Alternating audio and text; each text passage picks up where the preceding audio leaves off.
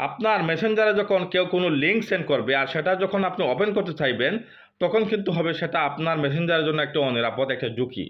কারণ যে কেউ কিন্তু আপনার মেসেঞ্জারে কোনো লিঙ্ক সেন্ড করার মাধ্যমে আপনার মেসেঞ্জারটি হ্যাক করতে চাইতে পারে বা চাইবে।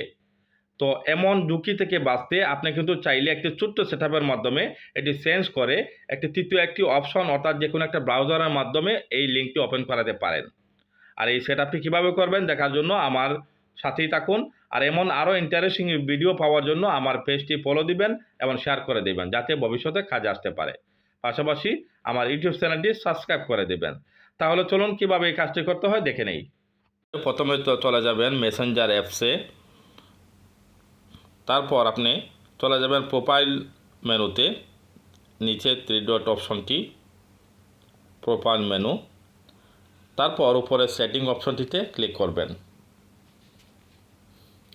তারপর চলে যাবেন নিচে এই ফটো অ্যান্ড মিডিয়া এই অপশনটিতে, ফটো অ্যান্ড মিডিয়া এই অপশনটিতে। তারপর চলে যাবেন এখানে open links in external browser এই অপশনটি এখানে ক্লিক করে দেবেন, অন করে দেবেন। তাহলে অন করে দিলাম, এই যে। সো এভাবেই কিন্তু কাজটা করতে হবে।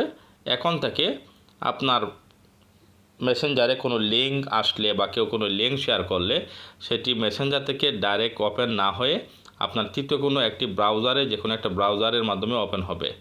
এতে আপনার মেসেঞ্জারটি থাকবে সুরক্ষিত। That's it. আশা করি ভিডিওটি ভালো লাগছে। সবাইকে ধন্যবাদ।